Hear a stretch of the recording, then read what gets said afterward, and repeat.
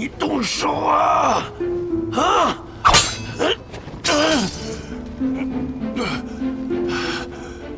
告诉我，天启城中知道暗河和影宗关系的都有谁？怎么？你是想把他们都杀掉是吗？是又如何？你觉得我杀不了你，可我不还是把你们都杀了？放心吧，如果让人知道，在江湖上恶名昭著的杀手组织背后竟是朝廷所控，那会引起天下的恐慌吧？知道暗河和影宗关系的，也不过是寥寥几人。寥寥几人便是友人。告诉我他们的名字，我可以留你全尸。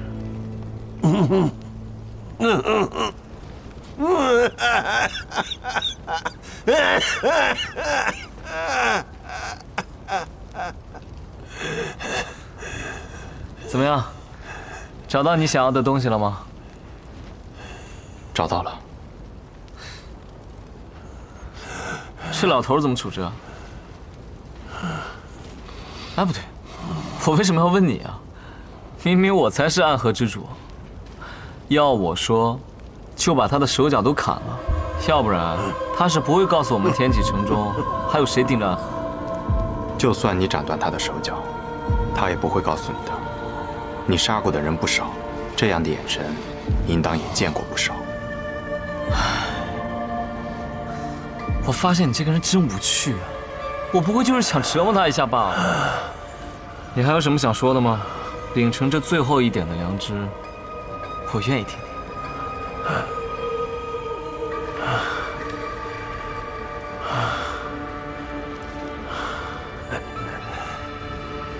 是影子，便一生都是影子。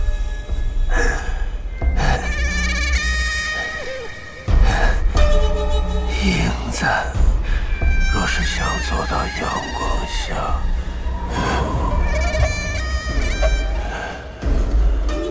便只能消失。你们终将会失败的。真是无畏气！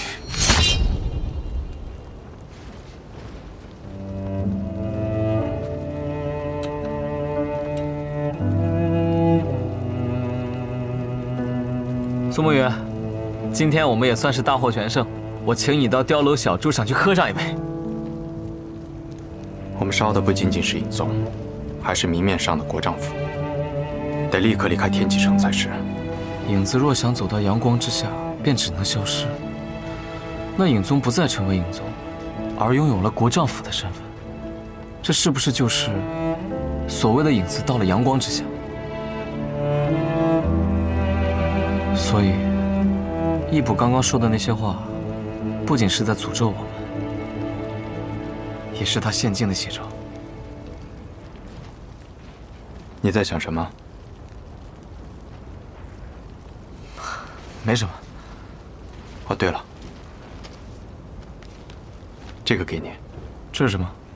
你的内阁放着这些，我没有看。你不是一直不记得小时候的事吗？看看这上面写了什么。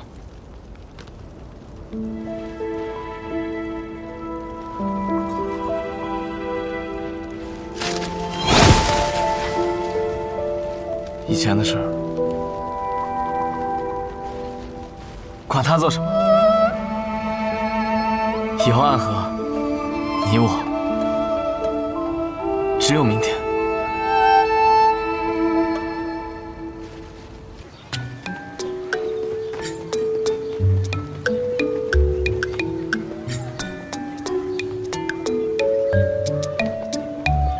这里便是家园了，怎么看起来有些寻常？所谓家园，本就应该寻常，不是吗？哼，什么话都让你给说了。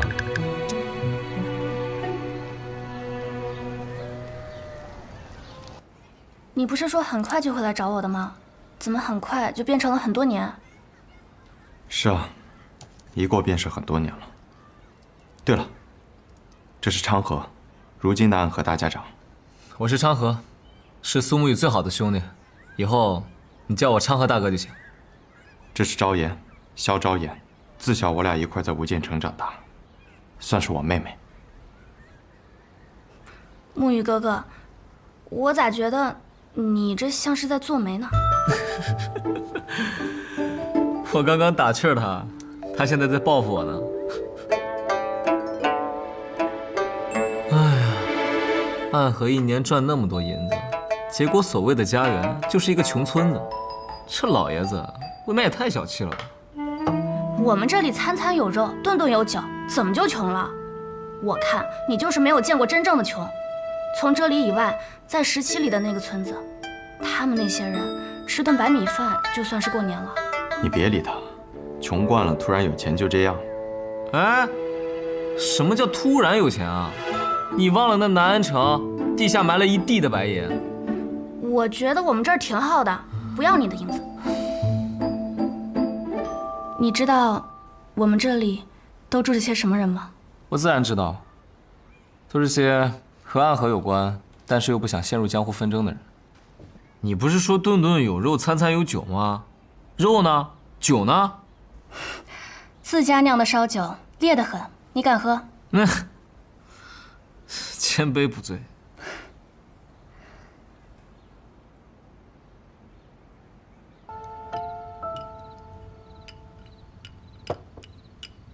什么千杯不醉啊？才一碗老烧酒就醉倒了。昌河有一个神奇的能力，想喝醉时一杯便醉，想清醒时，即便你把整个村子的酒都搬来，那也是千杯不醉。那他今夜为何选择一杯就醉呢？因为他知道，有些话，我要和你单独说。什么？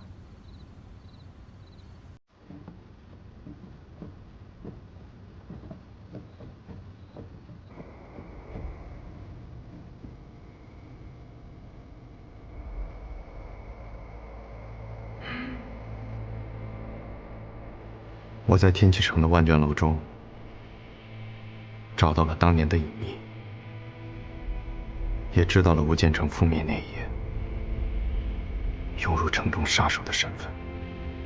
是谁？暗河。真的是暗河吗？当年暗河奉命派出杀手93名，协同卓玉洛的几名亲传弟子，发动了无间城之乱。卓玉洛全家上下67人，唯有年幼的少主存活，任何大逃生，被暗河所擒。无间城少主天生剑体，苏家家主垂涎其天分，故特地安排进入炼炉，以无名者身份培养，以待日后成为苏家战力。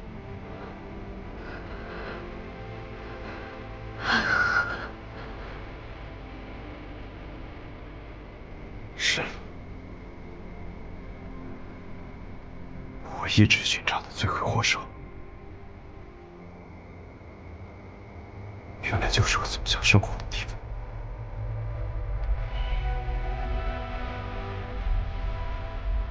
动手的杀手就是3人，存活下来18人。这上面的名单我都看了，每一个是我熟悉的，因为他们都在日后执行任务的过程中被杀害。你可以看看。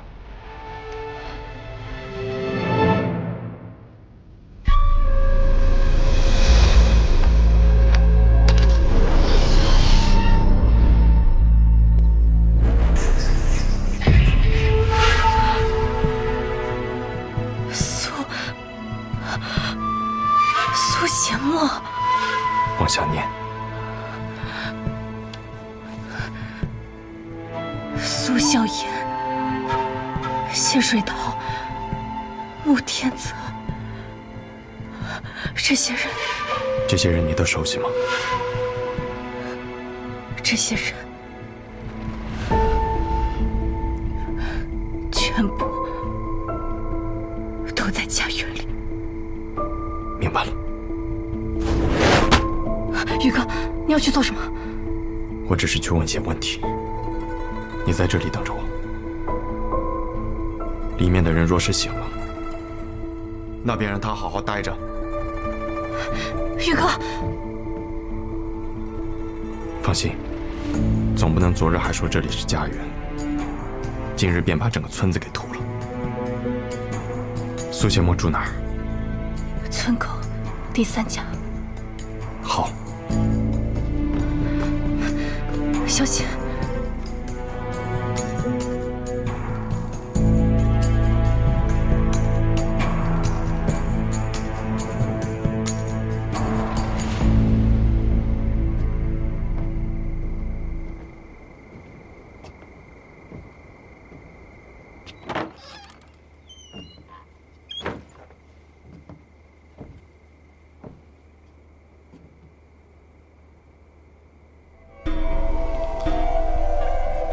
前辈好雅兴，很多年的习惯了。喝上一壶酒，吃上一碟花生米，是我每日唯一快乐、轻松的时光。我理解。今日见你的第一面，我就猜出了你的身份。你和你父亲年轻的时候格外的相像。我的剑法和我父亲当年比起来，也并不逊色。你的伞是你的剑，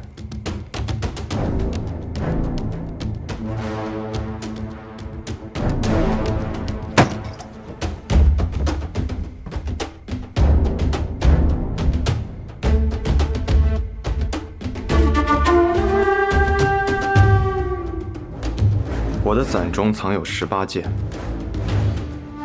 这屋里屋外加起来共18人，刚好一柄剑，取一条你们的命。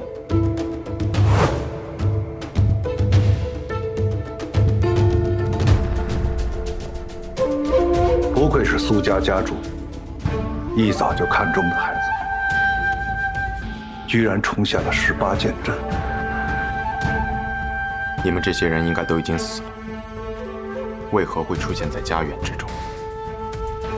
当年提魂殿下了这个任务，大家长本意是拒绝的，因为灭掉一个无间城所带来的影响太大，会动摇安和的根本。但提魂殿的态度很坚决，因此安和损失惨重。93名最顶尖的杀手，最后只回来了这18人。而这18人在日后执行任务的过程中，都遭遇到了追杀。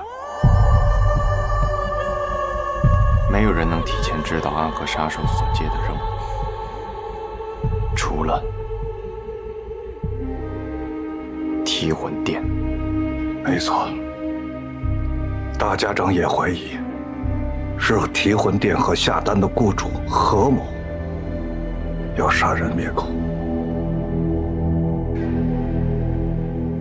暗河之中从来都不存在所谓的杀人灭口的事情，因为你们根本不知道雇主的信息，没有灭口的必要。但那一次不一样，雇主想要的是无间城中那些珍藏的剑谱。当我们的人冲入城中的那晚，他们那些潜入的人正在争夺无间城中的剑谱，而我们两方人马在很短暂的时刻产生了错误的交锋。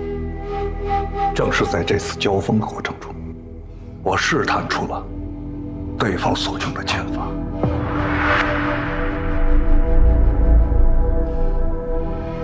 成剑上9天，龙影落黄泉。没错，是9天剑法。无双城，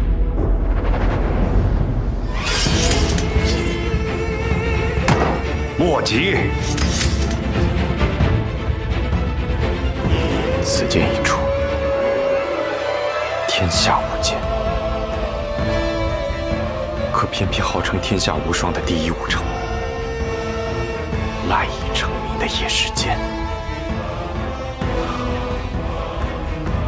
无双城，这个答案还真是令人心寒。为何心寒？因为我的父亲曾称赞过前任无双城城主刘云奇的剑法，对他应有相惜之意。只可惜，苏公子，我知道的都已经告诉你了，但我也有一些话想对你说。我们这些人和你没有任何的情感，也不存在任何的愧疚。安和听令行事，你也是一样。所以，今日若你想复仇，我们必定杀你。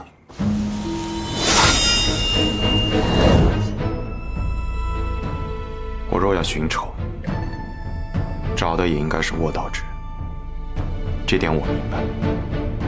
更何况，入了家园，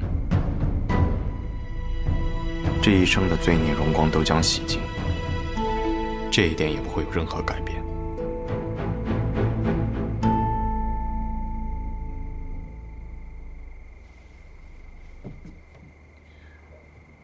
苏家主，多谢。我们这些人已经很多年没有动过刀子了，现在挥起锄头来，可比挥剑来得更熟练。告辞。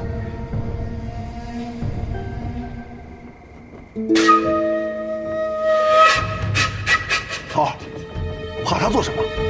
咱们这么多人，还怕杀不了这么个小子？恐怕还真杀不了。18剑战可不是闹着玩，更何况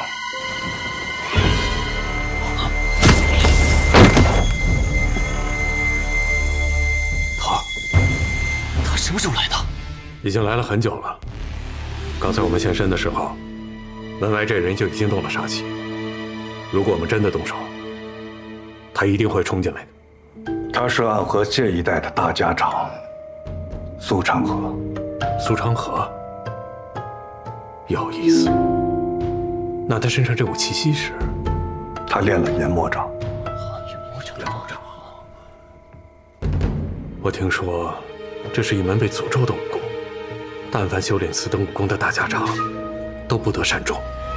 我不相信这种说法，只因我们这样的人，大多都没有善终，所以才显得似乎每一位修炼研魔掌的大家长都不得善终。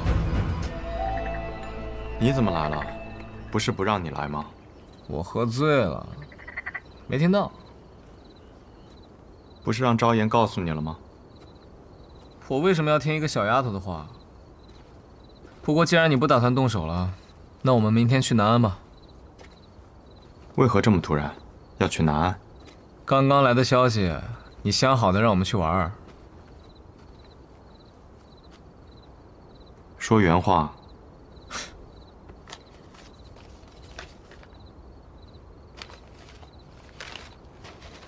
苏兄，见信安。吾近日归南安城玉琼开药庄，目前已有良医看病治人，却缺药童捣药揽客。不知沐雨兄可有闲情来暂带几日？若沐雨兄无空也无关系，但切记别把昌河兄带来。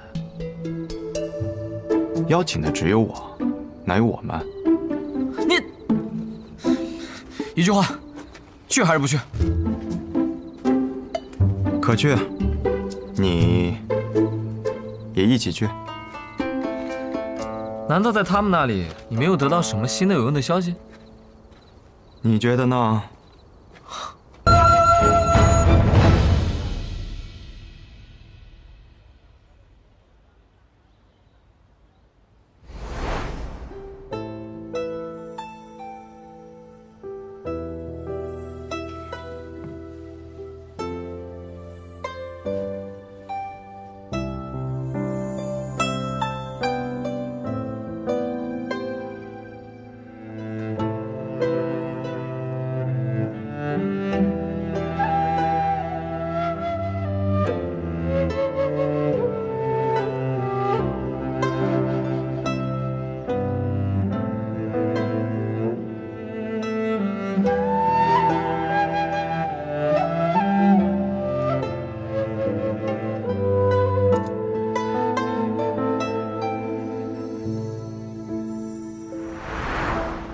他这么厉害，一定知道这把指尖刃不见了，也知道是我拿的，但是没有管我要，那就是默许了。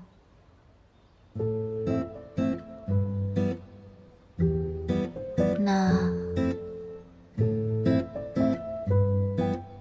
这算不算定情信物？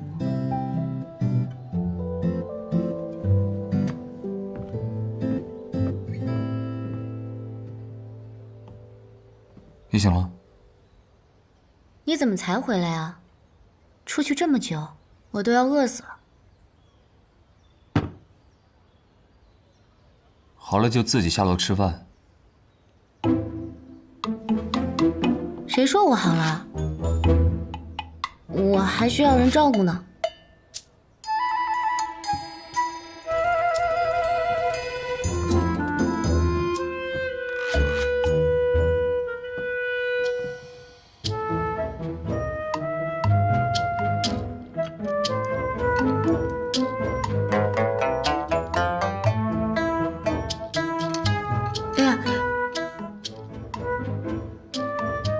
我这身子还没完全恢复，要不你喂我吧。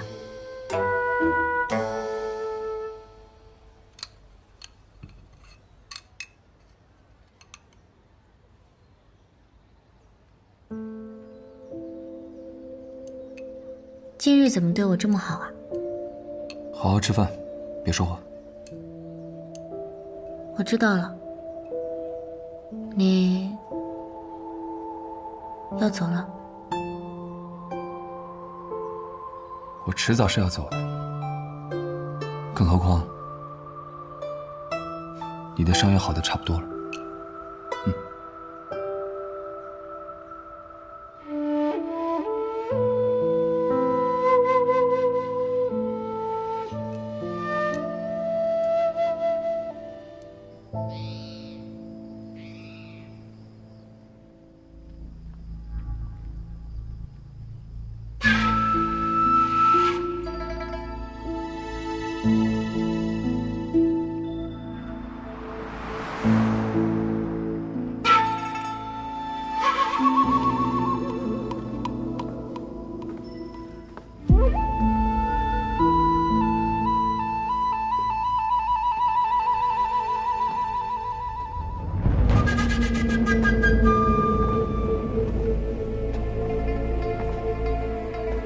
你来了，老爷子知道我要来。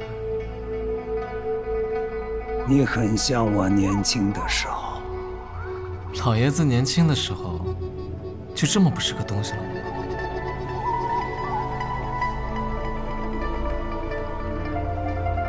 你似乎很不喜欢表现出自己最真实的样子，是怕被人看穿吗？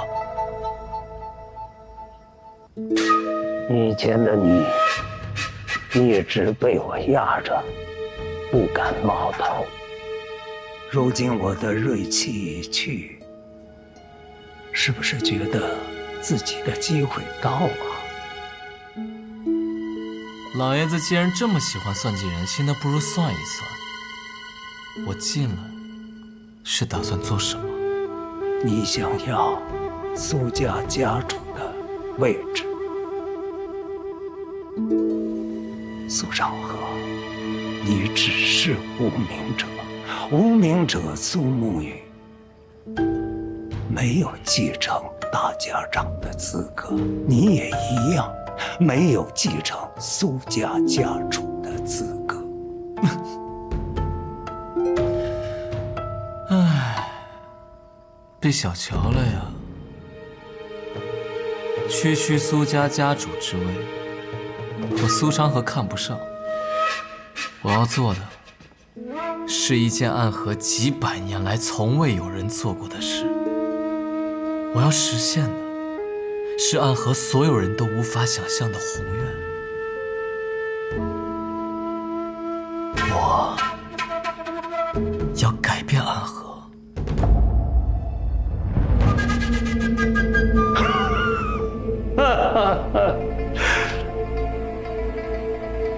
好，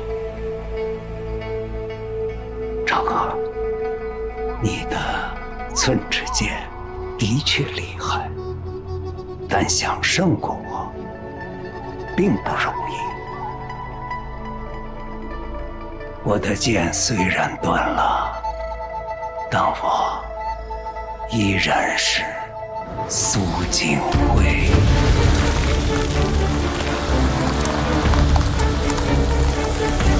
五爪之虎，无精之龙，不在话下。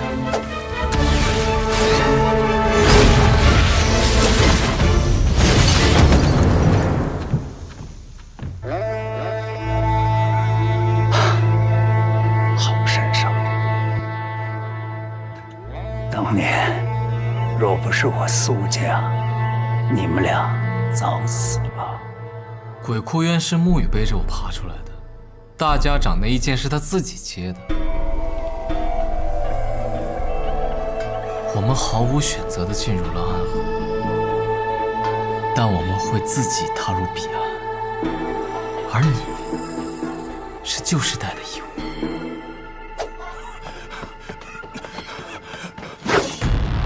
你受了内伤，不是我们的对手。苏长离，暗河的天要变了。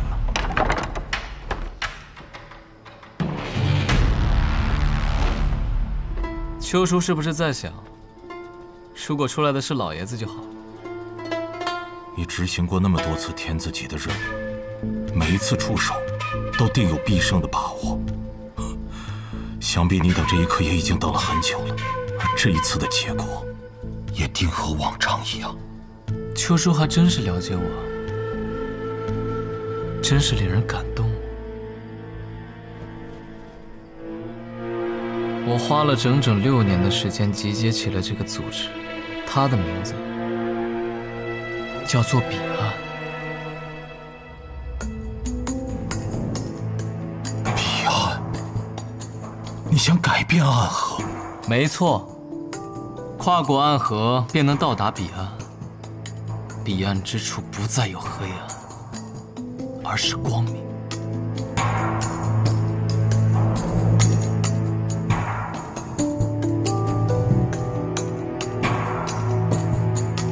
听起来很振奋人心，不是吗？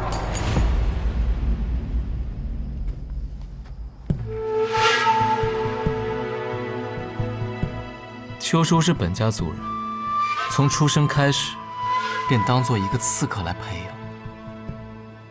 当真会有人愿意作为一个杀人的工具而出生吗？为什么世人能沐浴阳光，而我们3家的族人却只能居于黑暗？难道你真的没有想过要改变这些吗？我自幼被迫学习杀人技法之时，自然想过这些问题。可这么多年过去了，你我的双手早已沾满了鲜血，又有何脸面去谈改变这些？是啊，所以我虽然觉得你是我的同道中人，却没有将这戒指送给你，是因为我觉得你虽有觉悟，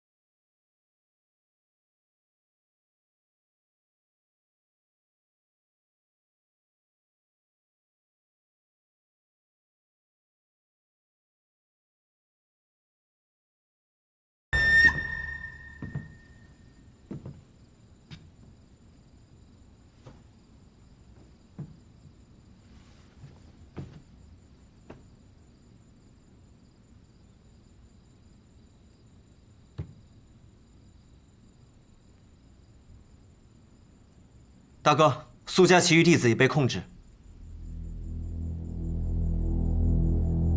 为什么不杀了他？是啊，为什么呢？我们接下来有什么计划？是去穆家那里择机出手。苏沐雨去哪儿了？宇哥回了朱巢。那我们就去朱巢。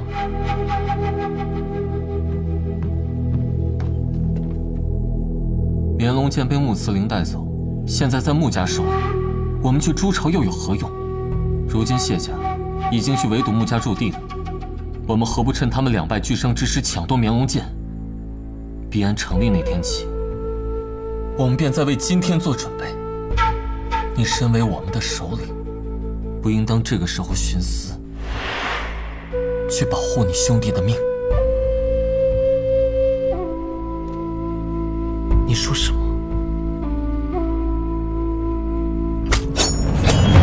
大战在即，不要起冲突。你若杀了我，又何谈新的安和？你难道现在还想将大家长的位置留给他吗？你给我听清楚了，依据苏沐雨的性格，除非他死了，不然无论如何都会把那把剑追到手。他既然选择没有去追穆司令，而是回了朱巢，那就说明那把剑一定有问题。也就像谢霸那样的傻子才会去跟穆家拼个你死我活。你如果也这么蠢的话，那你就去陪葬吧。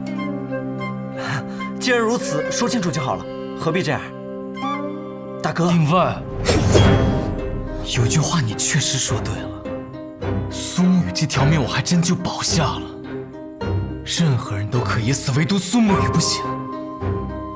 不行就是不行，除非我死了。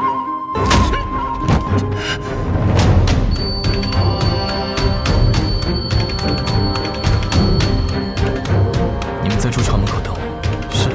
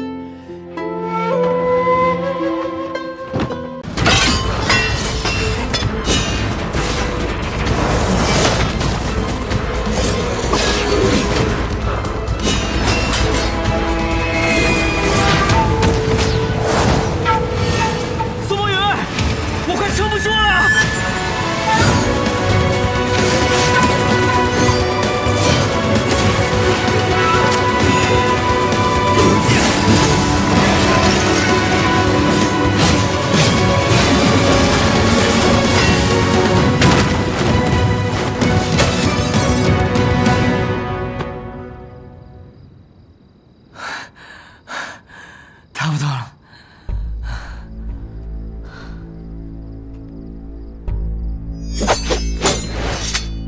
方才那一剑伤了你的心脉，若你执意在战，必死无疑。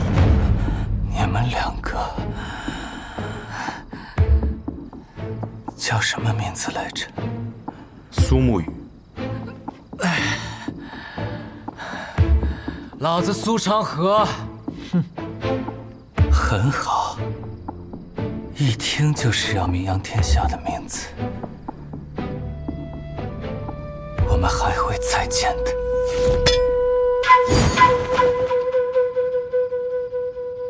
很好，的确是两个了不起的家伙呀。那便期待我们的下次重逢。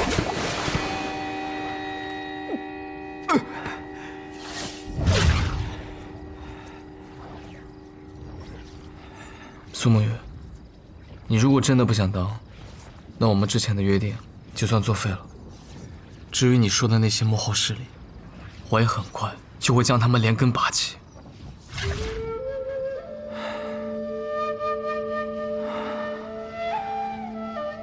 好，但严盟长这门功法太过危险，一不注意便会反噬己身。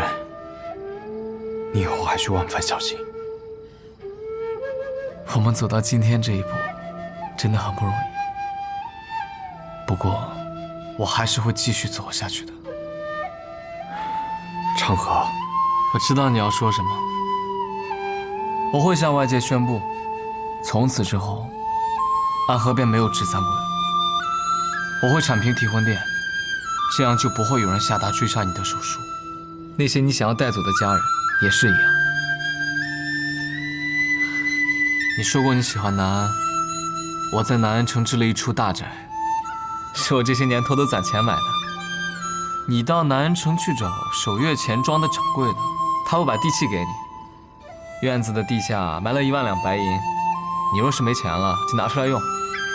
以后每年秋日，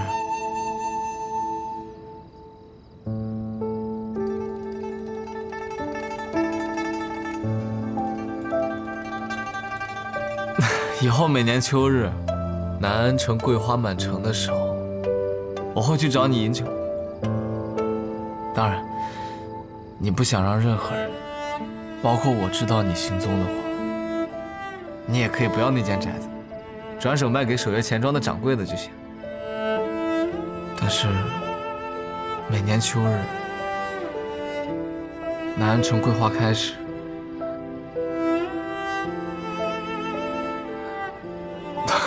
我还是希望能与你重逢一日。昌河，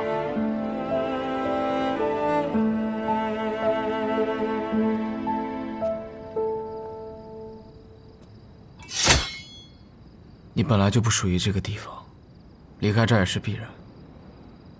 而我，从小就是从尸堆里爬出来的，生命在我这里，本来就是不值一提的东西。我离开了，反而不知道去哪儿。但你这个人其实很笨，你不喜欢杀人，却又只精通这个，别的什么都不懂。你做了多少年的鬼，身上还是穷的叮当响。你这样的人到俗世间，你一定会被骗的。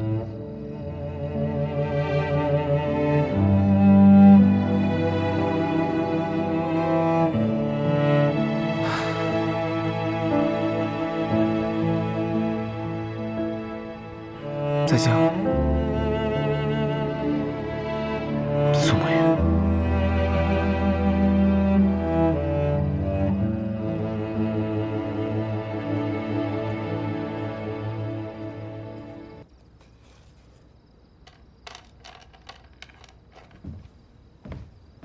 沈一，饿了吧？我去做饭。不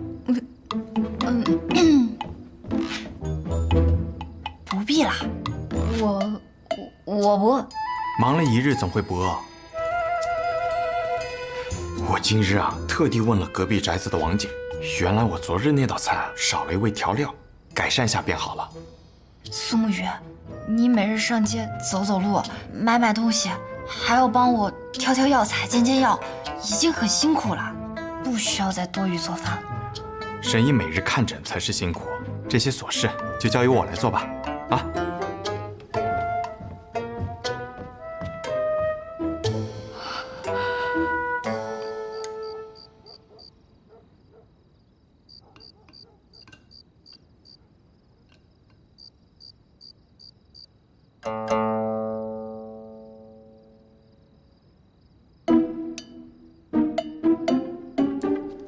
苏沐雨，为什么你的剑法练得这么好？因为但是面却可以做得这么难吃，我不吃。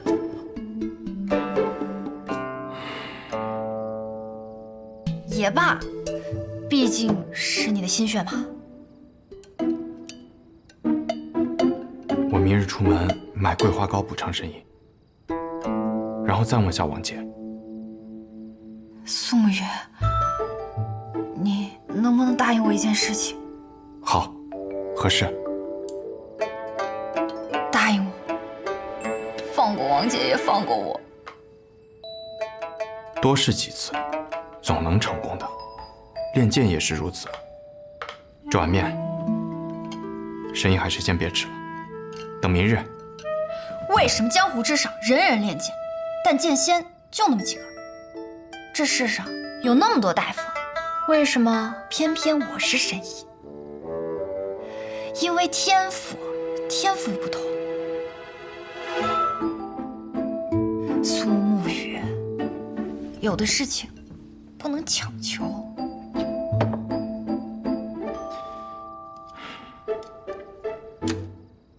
我初练剑之时，也有几分笨拙。说不通了，是不是？什么东西啊？哦，是陈家大娘送来的鸡，她知道我在跟王姐学厨艺，特意送来练手的。既然天命所归，那便由我来露一手吧。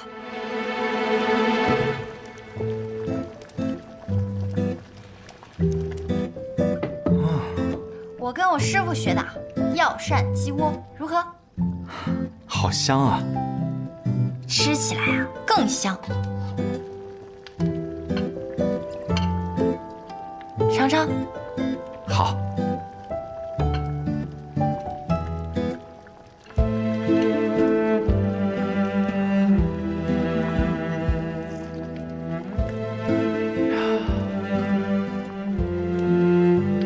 没想到神医这么会做饭，这段时间是我献丑了。不会做饭，不会做饭，我呢就只会做这一道菜，是小时候啊师傅教给我的。只是后来每次一做，我都会想起他，但每次一想到他，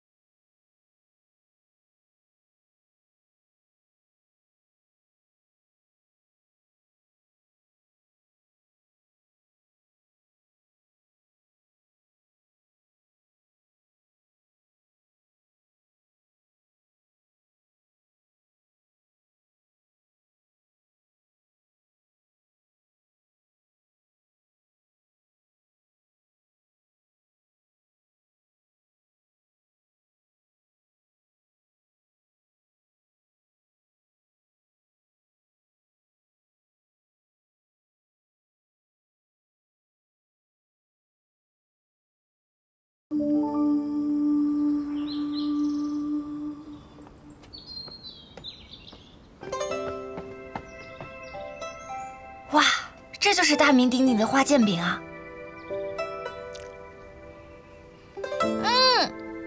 太好吃了，苏沐雨，快，你也快尝一块。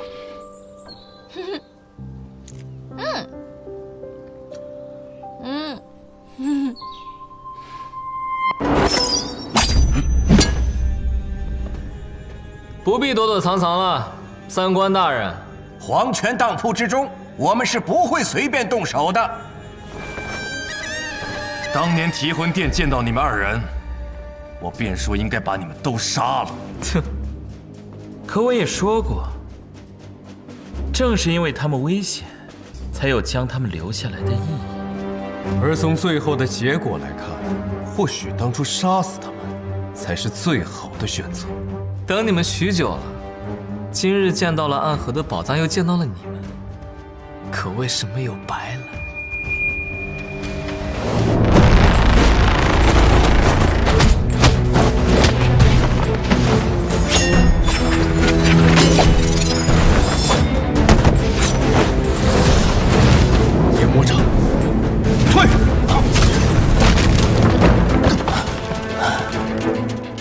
这样的功力，并非一朝一夕就能练出来。你早就偷学了。那你们赶紧下达诛杀我的手书，看看还有谁能听从你们的命令。黄泉当铺之地，也不是让你们打架的地方。放心，我们今日前来，也不是为了打架的。王掌柜，你怕是有些话还没有同他们二人说完吧？这不是正说到一半的时候你们来了吗？大家长，我还未说完的是，你们手中的钥匙只是能打开这间院子罢了，但是要拿走这里的东西，还需要另外一件信物。什么信物？这个。正是这个。钥匙可以打开这间院子，而这个腰牌可以拿走院子中的东西，二者缺一不可。哦，难怪提魂殿三关始终能够凌驾于三家之上。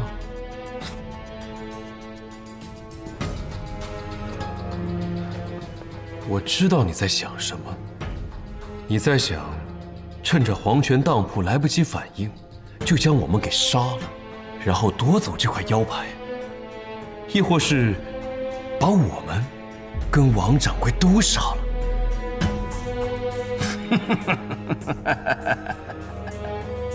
若是有人敢在此动手，我黄泉当铺的火器和机关也不是吃素的。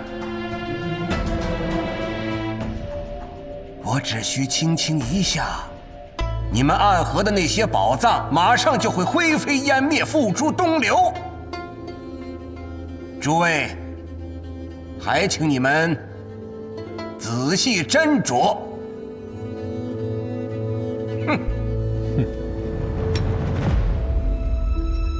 难不成三关已经认可我和苏沐雨来执掌暗河了？你觉得如何？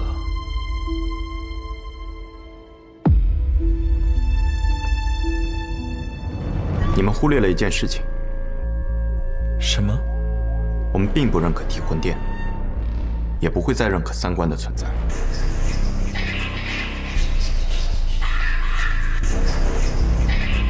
新的暗河之中，不会再有你们。唉，看来是我们自作多情了。不过你们是不是把事情想得也太简单了？这是一份要求。哼，莫不成三关中有人要成婚？这是邀请我们去赴宴？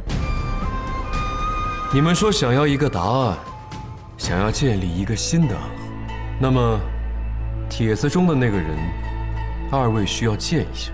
我们要建立什么，和其他人无关。天真，只要天启城中的那位愿意一个念头，就能将这所有的宝藏全都摧毁。想必你们也很需要这些东西吧？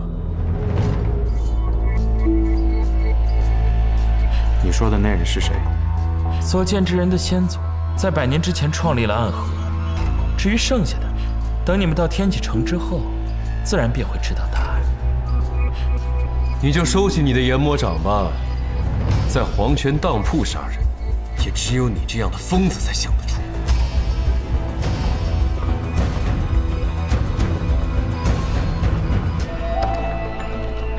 你当时讲的没错，无需我们主动出击，他们会自动找上门来。那便顺他们的意，在天启城中相见吧。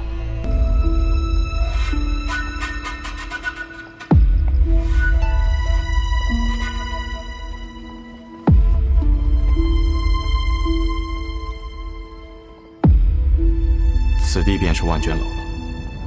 整座国丈府中，守卫最为森严。若要进此楼，必须提前引开这些高手。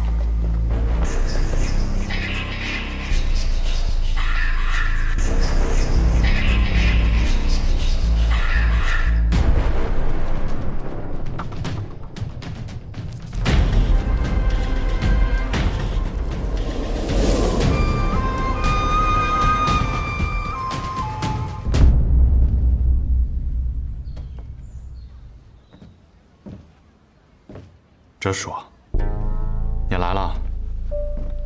我在来的路上收到了你给大家长的消息，所以我们真的要去杀琅琊王。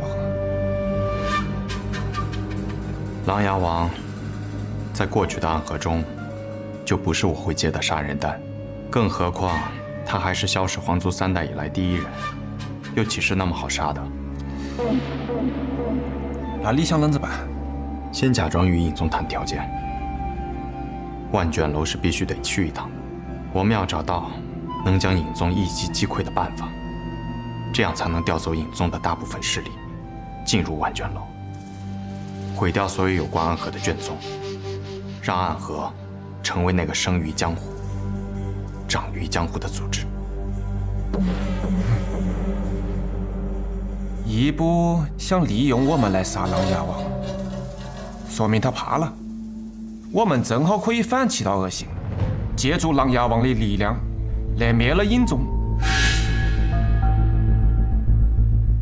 本以为九霄城那一战便会是终点，不知道度过这次之后，是否还会有下一个阻碍？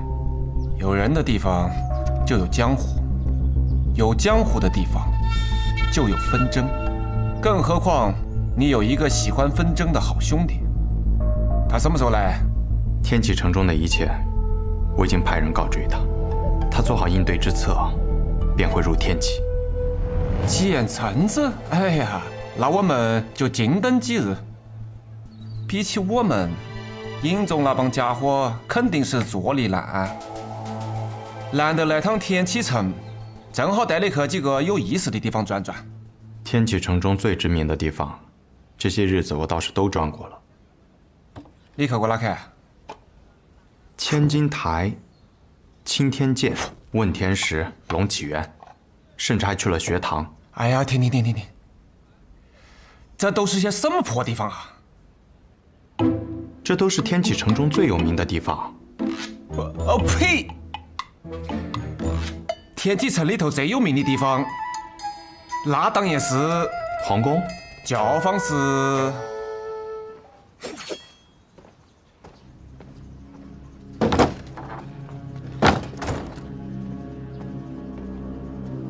苏山河，你怎么来了？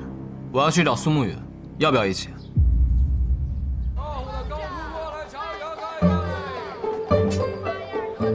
沐雨啊，来了天启城，也不晓得来这该逛逛。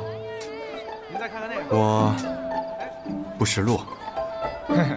有理，这种地方一个人来啊，总是容易迷路的。酒不醉饮，饮自醉啊。哲叔，你什么时候这样喝酒了？这样显得很风流啊。为何你官话又突然变好了？你管那么多干什么？那哲叔，我们接下来去拉猎。百花楼上百花开，百花开尽美人来，这也是去百花楼啊。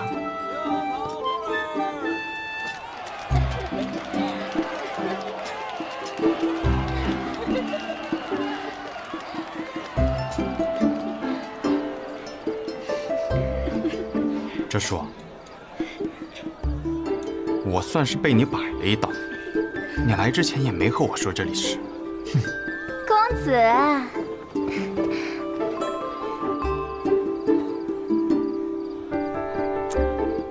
美人的这杯酒一定是美酒啊！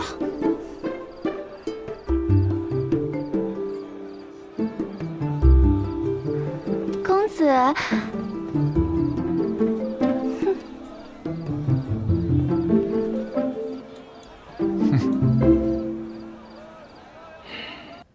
暗河不是什么人都能杀吗？那我就将这世上最难杀之人放在你面前，你不用这么着急给我答复，想清楚。在什么？你说你要是一转头，你整个头颅会不会滑下来？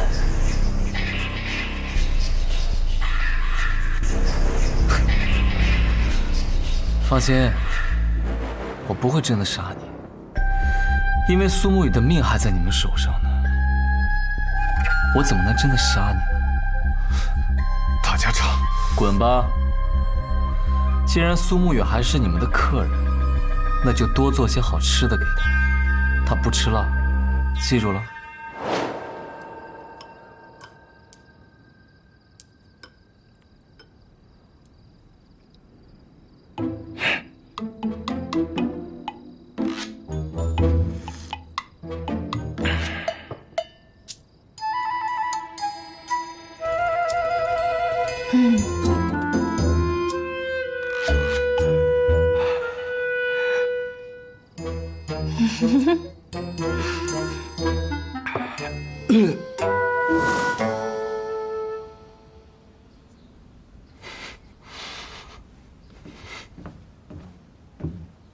大家长，方才你好像动了杀心啊？是啊，我刚才真的想杀了他，差点没忍住。还好你忍住了。啊，便如此吧。希望他们好好对待我们的小沐雨。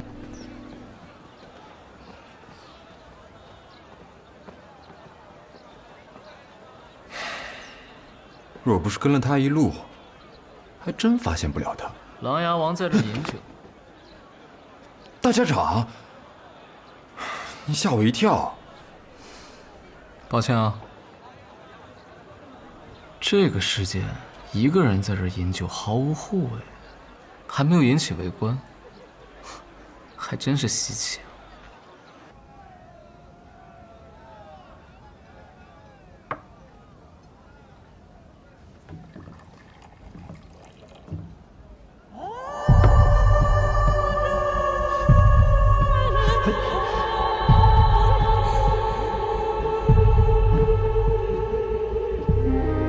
再好喝的酒，带着仇一喝，也会变得很苦。你是何人？烦请将外头那些客人散了吧，明日去王府找管事报销今日损耗即可。是。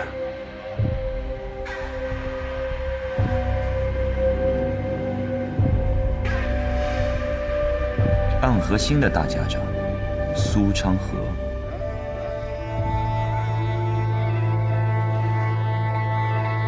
你很自信。人的野心自然要足够强大，才能有战斗一生的欲望。而对于我们杀手来说，能杀掉世上最难杀的人，就是我们最大的野心。说的倒有几分意思，这句话值得饮上一杯。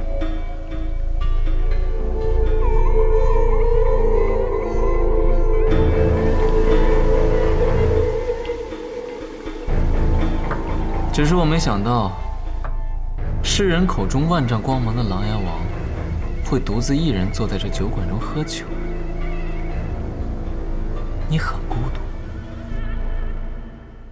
我跟了你许久，你身边才是真正的无一人。因为今日的你，刻意让自己不被别人发现。哦。因为你刻意的想要看一看。这个天气，这个天下，没有你琅琊王会是如何？是不是依然还是那个样子？是不是你这些年这么多的抉择取舍，根本就不值得？若你不是杀手，倒是值得真正和你喝上一场酒。很可惜啊，这世间不能没有你琅琊王。在光明处你有人瞻仰，而在黑夜有我们在等你。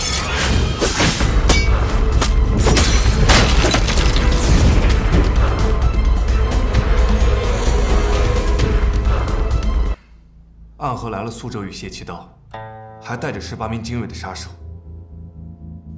才20个人，要杀死琅琊王，可远远不够啊！苏昌河也带来了个消息，定下了动手的时间。哦，3日之后，琅琊王会去风小寺问佛，届时随行的只有李新月和姬若风2人，是除去琅琊王最好的机会。这个习惯我也有所耳闻，的确是个好机会。那便就在那日动手吧。你带上鹰眼团，守住隐域，在暗河完成任务之前，任何人不许接近，也包括我，包括宗主。对，包括我。宗主，你是怀疑？只是以防万一，这一次苏昌河实在是太配合了，这让我心里很不安呢。遵命，遵命。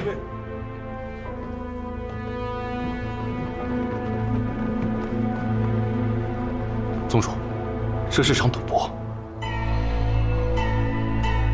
是啊，所以这一次我赌的是，当今圣上，他也想琅琊王死。当今圣上和琅琊王乃是手足，甚至于那皇位也是琅琊王让给他的。便是因为这皇位是琅琊王所让的。3日后，封小嗣。平日里倒是看不出琅琊王竟是那虔诚信佛之人。他并非是什么想去礼佛，他是想去见人。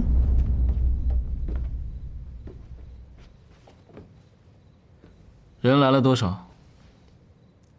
七叔带了10余人来，加上哲叔，明面上共计20精锐前去截杀琅琊王。至于暗里，雪薇、昌黎他们都已经到了，算上你我，共计7人。影宗毫无察觉。8人。你不是暗河中人，这件事情跟你无关。但我是苏沐雨的朋友啊，他也是南安城药庄的搭档。好吧，那你可别死了，不然他会怪我的。我可是苏哲的女儿。哎，对了，我那爹呢？这一次他又有什么任务啊？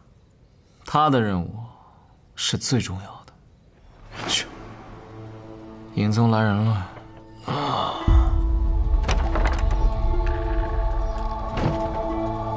不是乌鸦？乌鸦另有要事，我乃影宗左影卫士骆天祥。听说你们影宗右影卫士就是孤剑仙，名字还与我相近，都是青阳。既然你是左影卫士，也姓骆，想必也很厉害吧？骆师兄剑法盖世，整个影宗几10年也就出了这么一个剑仙，我不如他甚多。那敢问左影卫士此次前来，所为何事？乌鸦传递了大家长给的消息，宗主决定3日之后封小嗣，截杀琅琊王。回去告诉你们义府宗主，3日之内，我们要更多情报。杀琅琊王，可不是一句话就能够决定的事情。这是自然，此战我们都已没有退路，宗主会让这天启城的影子与你们同行，关键时刻，他会亲自出手。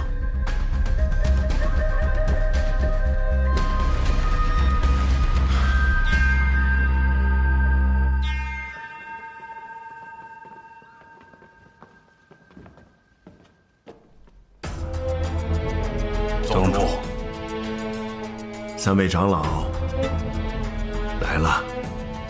看来宗主是遇到麻烦事了，居然同时把我们3人喊来。只是我明白，3位长老已经退隐江湖，不想过多的参与天启之事。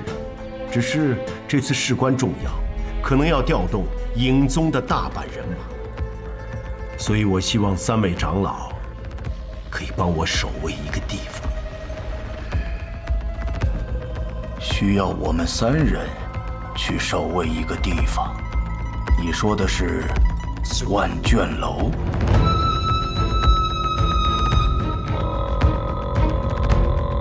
是。今日就由我来完成当日未完成之事吧。杀死苏长河，夺回绵龙剑，由我来统领暗河，再和你义宗主做一场交易。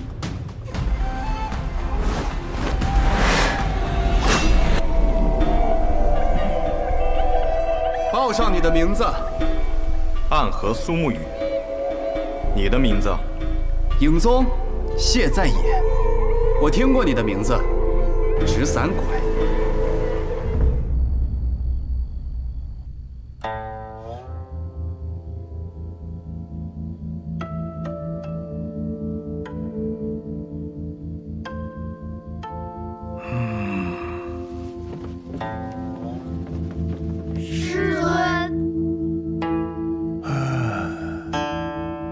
睡了许久啊！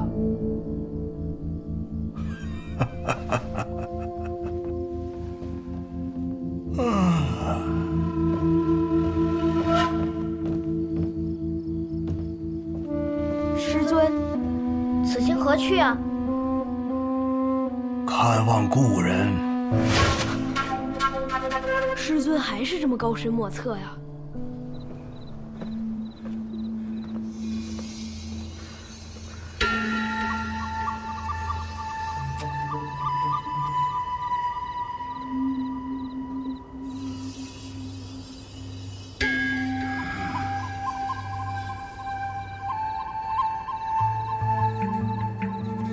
竟是国师。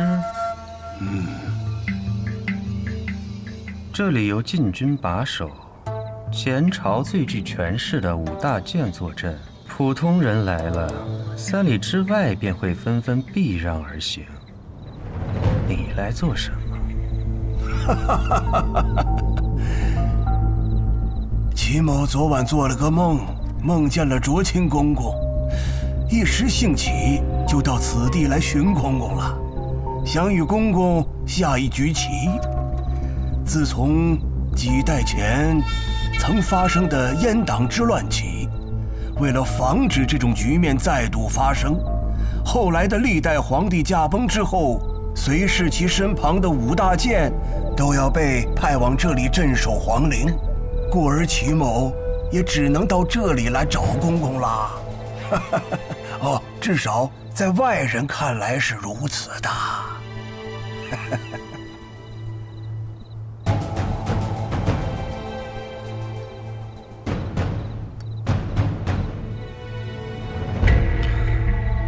国师还真会挑时间啊！齐某不仅会挑时间，还很会拖时间哦。可惜国师有梦，卓清今夜却无此般雅兴。哎！按照先祖遗训，守陵的太监不得离开皇陵半步，而如今公公又走了一步，还不算那7、8、9、10、100步的。国师，有些话说得太明白就没意思了。是啊，有些话说得太明白就没有意思了。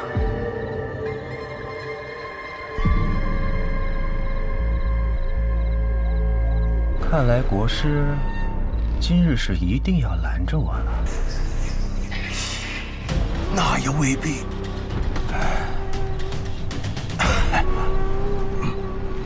就是真的想下棋了。我俩要是打起来，整个天启城都会颤一颤吧。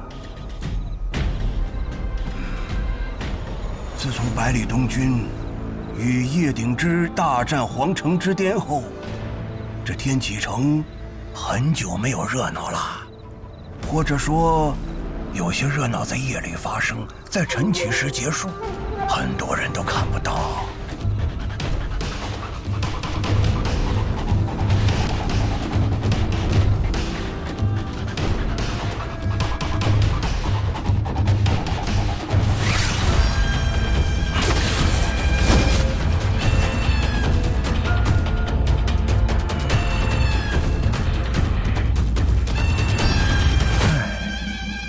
若是当年我头上没挨李先生那一下，今日便真要与国师战上一场了。也不知是李先生料事如神，还是他就是想要欺负我。